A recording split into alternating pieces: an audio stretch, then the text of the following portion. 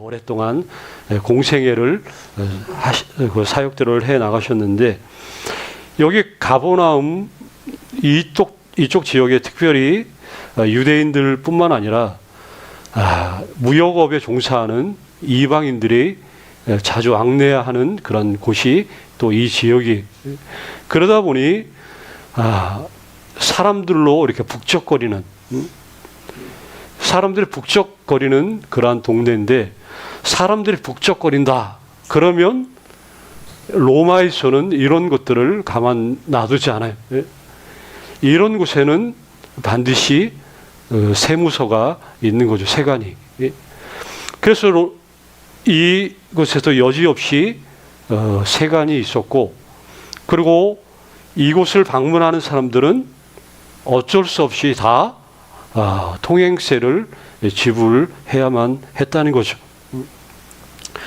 통행세를 내야만 이쪽을 거쳐서 다른 지역으로 이동을 할 수가 있어요.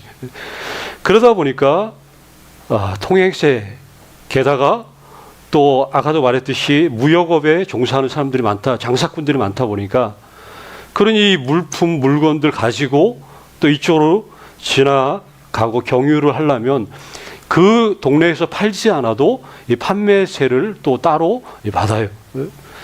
그러니 그 어떤 경우도 이 세관을 피할 수가 없는데, 이 세관을 피하는 일은 세관을 거칠 수밖에 없는 이 일. 근데 이게 정말 부담스럽고 매우 불쾌한 일이 될 수밖에 없었던 것은, 단순히 세금만 받으면 괜찮죠. 근데 일일이 그 짐들을 다 그 세리 앞에서 풀어 제끼는 거예요. 그러니까 검색을 하는 거죠. 쉽게 말하면. 조금이라도 의심이 가면 바로 로마 정부에 이게 보고가 돼버리니까 곤욕을 치르기 십상이에요. 그러니 이 세관은 그 부담도 주지만 겁박도 하는, 그러니까 이런 거를 통해서 세리들이 얼마나 또 착취하고 뒷돈을 얼마나 많이 받아 먹을지, 이거는 뭐 안 봐도 훤한 그런 내용들이죠. 이 가버나움의 세관은 특별히 그 당시에 아주 굉장히 이런 걸로 악명이 높았는데, 근데 이 외부에 있는 사람들만 세금을 걷는 거는 당연히 아니죠. 그 지역에 머물고 있는 그 유대인들, 현지인들, 그 현지인들에게도 당연히 세금을 걷는데, 뭐 각종 뭐 세금들을 징수해 가기 때문에 백성들은 이 납부에 대한 어떤 억울함, 서글픔, 이런 것들이 자연스럽게 이렇게 응어리져 있는 거예요. 그래서 세관만 보면 막 정말 억울하고 서글프고, 근데 어떻게 할 수 있는 방법도 없는, 그러니까 세관만 보면 막 속에서 막 끓어오를 이런 심령들을 가지고 있어요. 억압을 받는 자가 억압을 가하는 자에게 말 그대로 치러야 될 이 땀과 이 피. 그러니 이곳에서 단순히 세관에서 세금을 걷는 것은 단순히 돈을 걷어가는 의미가 아니라 뭐예요? 마음을, 백성들의 마음을 도려내는, 쉽게 말하면 백성들의 뭐 자존감, 존엄성, 이런 모든 것을 그냥 징수해 가는 그러한 것과 마찬가지다 하는 거죠. 그래서 세리가 이런 일을 하기 때문에 그 같은 유대인들로부터도 아주 용서받을 수 없는 그런 존재로 취급을 해요. 그리고 매국노, 나라를 팔아먹는 사람들로 여기는 거예요. 자, 오늘 본문에도 그 사람이 나오는데, 세관에 앉아있는 사람이 나와요. 아마 따가운 사람들의 시선을 한 몸에 받고 있겠죠. 근데 이 사람의 이름이 여기 오늘 보니까 뭐라고 나와요? 레이라고 나오죠. 나중에 이 사람이 누구예요? 그 유명한 마태.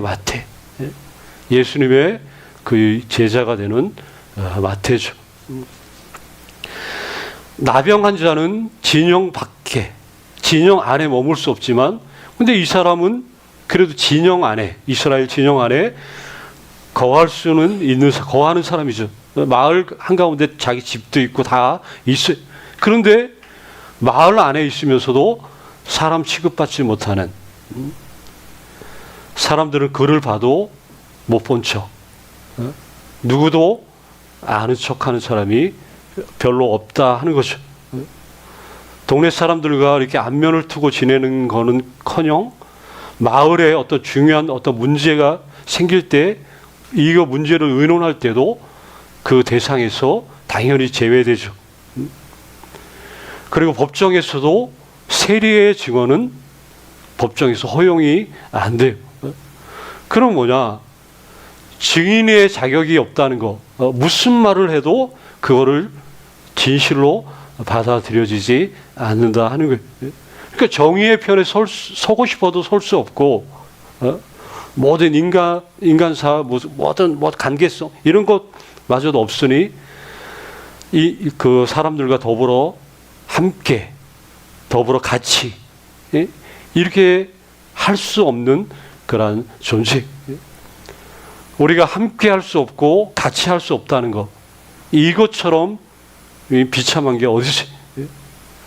이 땅에서 정말 고립되어서 자기 혼자만의 어떤 삶을 살아가는 그런 사람들. 근데 오늘날 현대인들 중에 그런 사람들이 많잖아요. 한 가정, 한 명, 1인 가구가 너무나 많다 보니까, 두문불출하고, 또 문제가 생기고, 이게 사람들과의 관계, 함께, 이게 차단될 때, 그 사람이 사람답게 제대로 이렇게 사라지지 않는 그런 모습들을 오늘날도 우리가 너무나 많이 보죠. 소통할 수 없고 교류도 할 수 없는 이 사람이 바로 오늘 이 세간, 세리죠, 세리. 아무리 돈이 많고 좋은 집에 거주한다 할지라도 이 사람은 너무나 불쌍한 사람이 분명하죠. 그런데 사람들과의 관계성 속에서만 이 사람이 이렇게 불쌍한 사람일까? 자세히 보면 그게 아니죠. 사람과의 관계에서 문제가 있지만 하나님과의 관계에도 이게 문제가 있는 그 사람이. 왜 그러냐? 대부분 이스라엘 백성들은 예배자로서의 그런 갈망이 없을 리가 없어요. 어릴 적부터 여호와 하나님에 대한 교육을 받고 하나님의 그 율법 말씀을 듣고 자라기 때문에 하나님에 대한, 모르겠어요, 맹목적일지라도 하나님에 대한 그런 마음들이 있죠.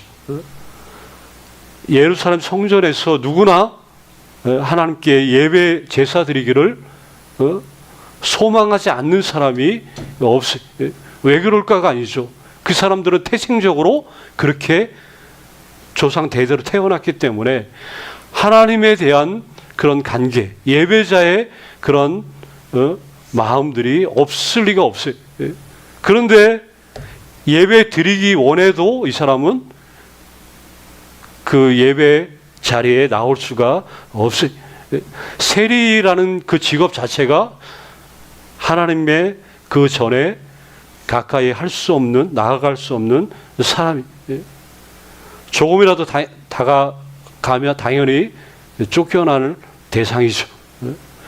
그러니 사람들과의 관계, 또 하나님과의 관계도 어떻게 보면 하나님께 나아가는 방법 자체가 차단된 이런 사람이.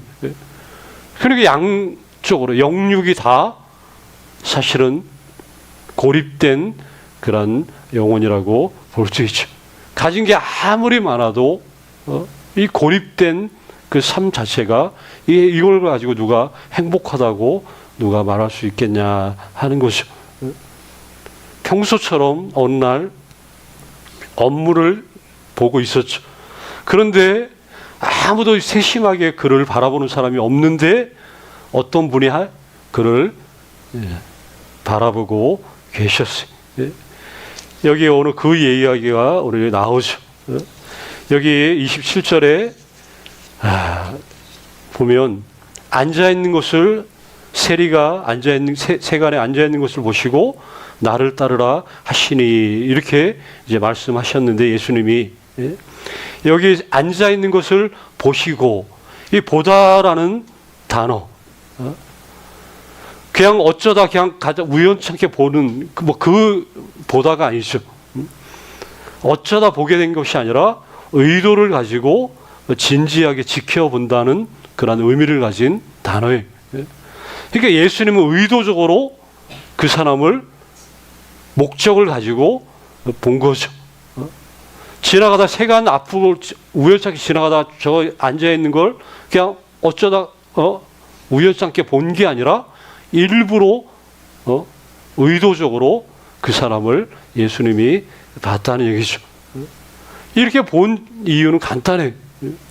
사람들은 그를 몰라도 예수님은 그의 속 마음까지 너무나 다 잘 아시기 때문에 사람들이 그를 어떻게 생각하고 그를 어떻게 바라보는지 근데 이런 모든 것을 아시는 분이 의도적으로 보셨다. 우리도 그렇죠. 주님이 나를 어떻게 생각하고 어떻게 바라보시는가 이게 사실은 가장 강력한 가장 중요한 그런 요소죠. 그런데 지금 예수님이 이 레이라고 하는 이 사람을 만나시는 곳이 어디냐? 이게 성전이 아니라 지금 그 현재 거하고 있는 죄인의 자리에 여기에서 주님이 찾아오신 것. 하나님의 임재가 지금 성전이 아니라 죄인의 자리에 하나님의 임재가 지금 이루어지고 있다 하는 거죠. 그리고 그가 어떤 말도 하기 전에 먼저 하시는 말씀이 뭐예요? 나를 따르라. 나를 따르라. 아마 이 레이가 충격을 받았을 거예요. 그동안 어떤 세금 징수 관계 때문에 혹시 사람들과 말 섞은 일은 있어도 다른 사적인 얘기라든가 다른 걸로 사람들과 거의 대화 자체가 거의 끊어진 그런 인생이죠. 그런데 예수님이 직접 그에게 먼저 말씀하십니다. 나를 따르라. 누구도 손 내민 사람이 없는데 예수님이 이 말씀을 하셨을 때 아마 그 가슴 속에 뭔가가 확 살아나는 그런 느낌을 당연히 받았겠죠. 이 예수님의 명령, 나를 따르라. 평생에 단 한 번 찾아오는 초대. 그 초대에 보인 반응이 28절에 나오죠. 28절에 그가 또 나오죠. 모든 것을 버리고 일어나 따르니라. 여기 따르다 이 말, 뭐 시제, 굳이 시제로 따지면 미완료형 시제. 따르다, 미완료. 그러면 뭐예요? 말 그대로 완료되지 않은 계속 진행 중인 상태의 따름을 얘기하는 거예요. 그럼 뭐냐? 이때로부터 이제 계속 이 완료가 되지 않은 따름. 그러면 계속 이때로부터 계속해서 그 사람은 이제 예수님을 계속해서 따르는 그런 사람이 됐다는 것이죠. 그리고 실제로 그렇게 따랐고 더 이상 이제 세리가 아니라 이 말씀 이후에 따르는 이 출발점으로부터 시작해서 계속 따르는데 이제 세리가 아니라 예수님의 제자가 되어서 계속해서 예수님의 뒤로 중단 없이 이렇게 쫓아가는 그런 사람이 됐다는 거죠. 그 인생이 말 그대로 송두리째로 바뀌는 이제 더 이상 고립이 아니라 고립의 반대가 뭐예요? 연합이에요. 연합. 근데 이 공교롭게도 이 레이라고 하는 사람 이 이름이 그 뜻이 연합이라는 뜻을 가지고 있어요. 그동안 이름은 연합인데 연합된 그런 삶을 살지 못하고 고립된 삶을 살았던 이 사람. 고립된 삶을 삶으로 인해서 자기의 이름 뜻대로 살지 못했. 그런데 이제 드디어 주님이 말씀하시고 주님을 따름으로 인해서 뭐예요? 드디어 자기의 그 이름의 그 이름을 정상적으로 되찾은 그런 셈이 이제 된 거죠. 그리고 나서 그가 한 일이 있어요. 한 가지. 끝으로 한 일이 뭐냐? 가장 먼저 한 일이 식탁을 함께 하는 일이었어요. 예수님을 모시고 성대한 이 식탁을 마련했는데 그동안 마을 사람들이 철저히 외면했던 그 집안, 여기에서 성대한 잔치가 벌어지고 아무도 방문하고 싶지 않았던 더러운 죄인의 집이라고 취급받았던 그 집에서 이제 성대한 잔치, 또 사람들을 향한 초청이 이루어졌고 또 이 세리들과 어울릴 만한 그런 죄인들, 또 연약한 자들이 초청을 받는 열린 공간이 되었다 하는 거죠. 예수님의 이야기를 쭉 보면 잔치 이야기가 종종 나옵니다. 이 잔치 이야기가 왜 이렇게 많이 나올까? 예수님이 먹고 마시고 이런 것들을 너무 좋아하셨어요. 그래서 어떤 일 되고 또 누구 집에 자취집 가가지고 같이 먹고 마시고 웃고 즐기고 이런 일들이 굉장히 빈번하게 나오죠. 물론 나중에 먼 훗날 저 하늘나라의 그 천국 잔치, 대연회, 하나님 나라의 그 연회를 떠올리게 할 만한 그런 사전 예비, 여기서 맛보기죠, 맛보기. 여기서 맛보는 것들을 진짜로 우리가 시식하는 것처럼 이렇게 하다가 나중에 제대로 된 그 성찬에 참여할 거지만 이렇게 레위가 이렇게 식탁 그 초대한, 아까도 말했듯이 그 유대 문화에서 상대방과 연합하기 위해서 가장 먼저 하는 일이 항상 이거예요.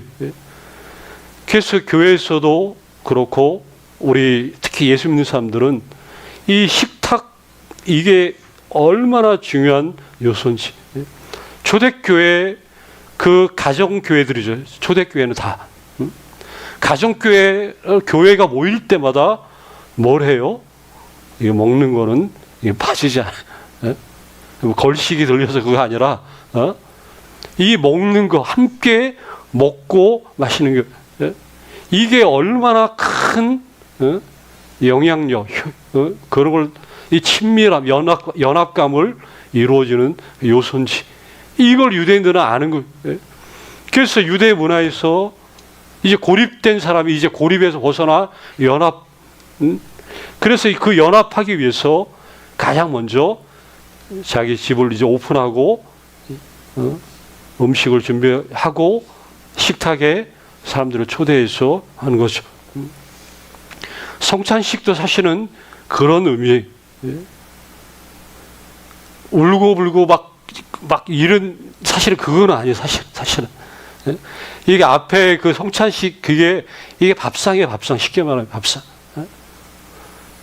그 마지막 그 성찬식이 그 모태가 마지막 최후의 만찬이잖아요. 예수님이.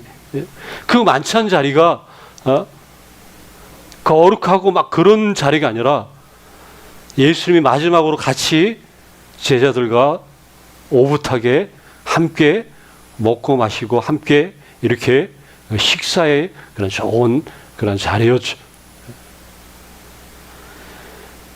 이 레위의 집이 이렇게 열린 공간이 된 거예요. 앞으로 나중에 우리 목장 이 구역 이렇게 나중에 하시면 한 분기 정도마다 한번 이렇게 가족들 다 같이 이렇게 식구들 한번 모여서 밥도 한번 이렇게 먹고, 이게 굉장히 중요합니다. 밥 먹는 게 어떻게 보면 제일 중요해요. 이걸 잘해야 이 연합이 뭔가를 거기서 알 수 있어요. 그런데 여기에 그걸 갖다 안 좋게 보는 그런 또 집단들이 또 나오죠. 여기 만일 누군가가 자기 자신을 생각하길래 자기는 거룩한 의인이기 때문에 이런 식탁에 앉을 수 없다고 여긴다면, 자칭 자기를 의인이라고 여기는 사람들은 이 레위의 식탁에 오르지 못한다 하는 거예요. 그래서 그 사람들을 향해서 예수님이 말씀하시죠. 31절에 건강한 자에게 의사가 필요하다. 그리고 32절에 내가 의인을 부르러 온 것이 아니라 죄인을 불러 회개시키러 왔다. 이 예수님의 이 말씀 때문에 오늘날 우리도 어떤 사람들이에요? 결론적으로 말하면 우리도 레위의 식탁에 우리는 행복하게 앉아있는 사람이 바로 우리들이라 하는 거죠. 이런 연합의 자리, 우리가 믿음의 공동체로 함께 한다는 것, 그 주님의 그 부르심의 그 신비, 그 부르심의 그 놀라운 은혜를 우리가 기억한다면, 여기 함께 이 레위의 식탁에 함께 앉아 있다고 하는 내 옆에 앞에 이 분들이 같이 연합을 이루고 있는 이 한 사람 한 사람이 얼마나 소중한지, 그리고 그 소중함 가운데 같이 함께 친밀한 은혜를 누리는 거예요. 신학은 나홀로가 없죠. 독불장군 존재하지 않아요. 함께, 연약함 함께, 즐거움 함께 웃고 우는, 이게 진짜 믿음의 아름다운 공동체. 이 지고한 이 복됨, 레위의 식탁에 함께 초대받은 이 놀라운 이 은총, 이걸 평생 누리는 그런 분들이 되셔야 한다는 거죠. 거듭 말씀드립니다. 우리는 이렇게 의인이 아니라 죄인을 부르러 오신 그분 때문에 우리는 이 레위의 식탁에 함께 앉아있는 사람이 되자는 거예요. 그래서 이게 은혜가 되고 또 함께 한다는 게 너무나 행복하고, 우리가 서로를 볼 때마다 또 주중에 또 우리 한 분 한 분을 위해서 생각하고 기도할 때마다 당연히 하나님 앞에 그래서 막 감사할 수밖에 없는 게 바로 이런 이유 때문에 그렇다는 거죠. 평생 이 영광스러움을 그 누구에게도 빼앗기지 않고 함께 이 기쁨에 같이 동참하고 계속해서 같이 잘 나아갈 수 있는 우리 한 분 한 분 다 되시기를 간절히 주의 이름으로 축원합니다.